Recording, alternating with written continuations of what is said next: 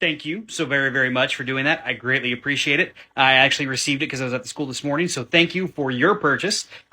Links in bio if you want to purchase anything else. I'm wasting a lot of time because now we got to talk about this one right here. Douglas County, named after Senator Stephen A. Douglas, or as Charles Sumner referred to him as, the noiseless, squat, and nameless animal. Yeah. You know, this guy. Stephen A. Douglas, as we all may know, is an expansionist and is the creator of the Kansas-Nebraska Act. Stephen A. Douglas is a Jacksonian Democrat. That means he very much believes in the will of the people and that the people should have the final say. He is going to promote the doctrine of popular sovereignty.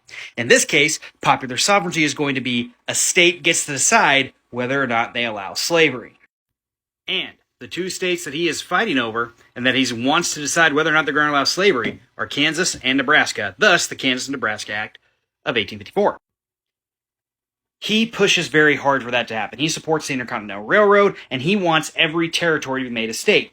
Southern states do not want expansion, especially in northern territories above the Missouri Compromise line. They honestly believe that if that line moves up, then slavery is done for.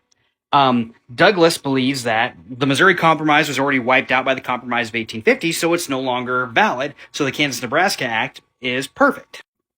Now, after the Dred Scott decision is made, which the Supreme Court rules that African Americans are not citizens and slavery cannot be barred in any territory, he comes up with what's called the Freeport Doctrine. This is a legal theory that states that slavery can only exist if laws are there policing it. Even if the Supreme Court says you can't regulate slavery, you still can regulate slavery, you just have to have the support of the people. That's where his Jacksonianness comes in. He believes that the people are the ultimate will. And he's not entirely wrong in saying that the people are the ultimate source of power, especially in the United States of America. Just the way that they express that power.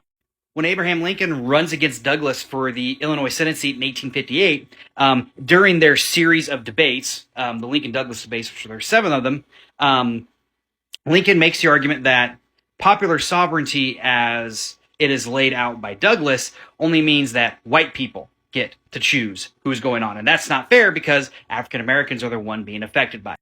Douglas resoundingly rejects that African Americans are entitled to any rights. He does not believe that. He believes the Declaration of Independence and the Constitution of the Founders founded a white nation. He also runs for president. Democrats split the ticket, and Lincoln wins the presidency in 1860.